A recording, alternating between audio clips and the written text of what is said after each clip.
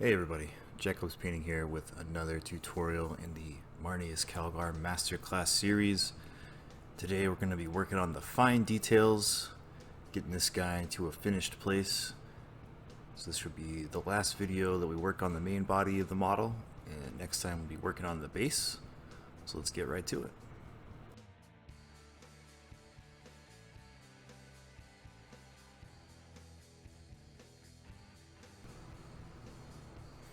So our first step is going to be to edge highlight his blue armor. I've got some Baharoth blue from Citadel right here, and this is the color that I prefer to use for my Ultramarines. And what I prefer to do is get most of the paint out of my detail brush here and just kind of gently scrape the side of the brush over these hard edges. And that way there's no risk of pressing too hard on the model and creating a splotchy edge highlight. There's nothing worse than a fat splotchy edge highlight on a clean edge. So I call this the half-ass dry brush method. It's just because I'm basically dry brushing these edges of the armor. Sometimes on the armor you'll have to scribe some lines, and you'll just have to take your time and be extra careful with that, but most of the time you can get away with just using the side of the brush and just kind of scraping it over the edges there. And then to add a little bit of character to the armor, I like to thin out that same color that I used to edge highlight. In this case, it's Baharoth blue. And then I create some little scratchy lines coming off of our edge highlights. And what this does is it gives a little bit more character to the model. These act as paint scratches. They can also act as some glint, like some shine, some armor shine coming off of these edge highlights, depending on how you do it. If you do it this way, where I'm bringing those off of the edge highlight lines, they can kind of look like little shiny places. If you don't want shiny armor, what you can do is have these little scratchy lines come off of the model in sort of an open area, and just create little like paint scratches, little like light scratches on the armor that's not deep enough to go past the paint. Give it a little bit more character that way. And then finally, we're going to pull out some ivory. And what I'm going to do with the ivory is be very careful, very discreet with it. And I'm just going to put in a little bit of ivory on some of the hardest points of the edge highlights. So right here, you can see I'm working on this corner, like this hard corner on his Terminator armor there. Just a little bit of that ivory coming in and really creating a bright pop-out shine effect on our edge highlights, making his armor look very heroic. And you can also focus on the areas where we put in those little shine marks and make those a little bit more shiny, give that kind of polished armor glint look for this chapter master. Very heroic.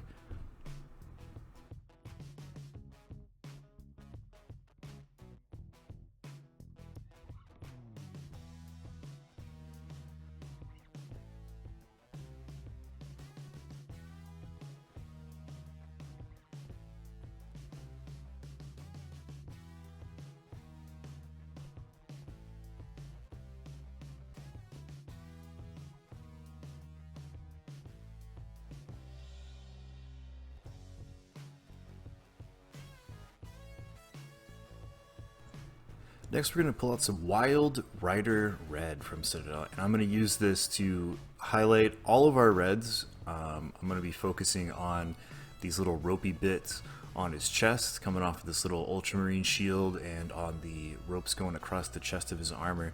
But I'm also using the same color to create an edge highlight on our cape, just going around the outer edge of the cape. I don't really like to do detail edge highlights on the gentle curves and folds of cloth. It doesn't really look right. We did all of our highlight work using the airbrush, so there's no reason to mar that up by creating edge highlights on gentle curves. Because remember in my last video, I talked about only doing edge highlights on hard edges where a color terminates. So that's why we edge highlighted the armor and the edge of the cape and not the gentle curves, because that's not where edge highlights go. And then after that, I just mixed in a little bit of our ivory with the Wild Rider Red to brighten it up ever so slightly and do a secondary highlight on our red areas.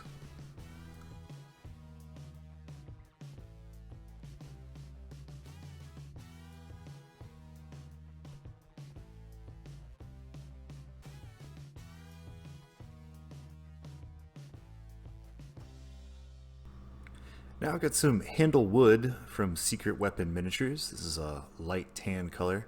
I'm going to use this to create some detail highlights on the leather strips hanging off of his belt here. I'm also going to pick out those little studs. You can do these in metal if you want, but I prefer to use the brighter leather colors to pop those studs out because it looks a little bit nicer. The darker metals can kind of get lost in the field of tan, even if they're like a dark steel color. And then you highlight those with a silver, and it kind of loses those details. Like, it's such a small, tiny little dot of detail on there that I want those to get popped out. And it looks fine just using the leather colors. And then after the handle wood, I've got some model color buff, which is an even lighter kind of khaki color, and I'm just going to reinforce those detail highlights with that a little bit and create some little offshoot scratchy lines coming off of those edge highlights in random patterns just to give the leather some character. Next we got some Ulthwan gray back out. I'm going to clean up the ultramarine symbols with some of this Ultran gray, and I'm going to be glazing that on, just focusing on the hard edges first, get those cut in there, and then just glaze it in a little bit on the flatter surfaces in kind of a forced perspective. So at the top of the U shape, I'll be glazing some of that on and then leaving the shadow on the bottom of the U shape. And our matte varnish dulled down our metal just a little bit, so I want to bring some shine back to it. I've got some of our scale 75 elfin gold and some scale 75 speed metal, and I've just mixed those two together 50-50, super thinned out in sort of a metallic glaze, and I'm just going to be bringing that in and glazing it over some of the detail areas just to bring the shine back out a little bit. Not enough to cover these areas, like I don't want you to cover it up with this paint, I just want to kind of rub some of it on there and bring a shine back to our metallics.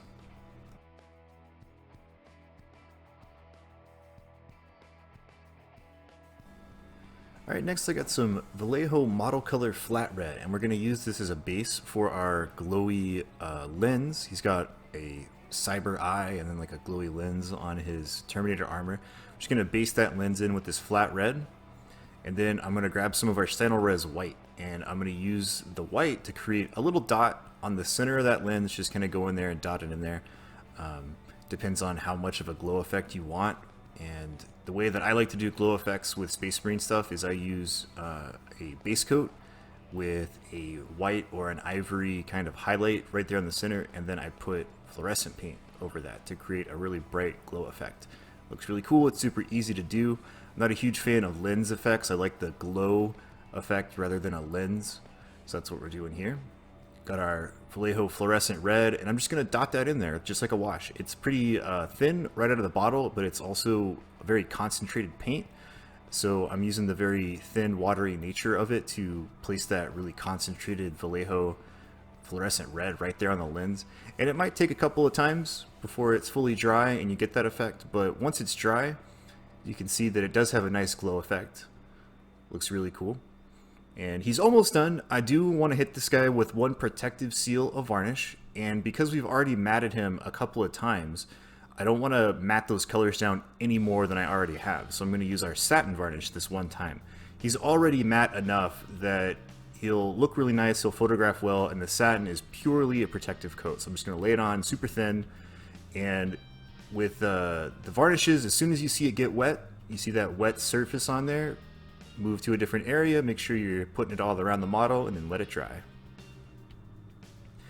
Alright, here he is, totally done, looking his best, really good looking Marneus Calgar, and I really like where it's at. He's going to look really awesome on a cool base. I'm going to find a nice custom base to put him on, and that's going to be the final video for the Masterclass series, so make sure to catch that one when he's totally done.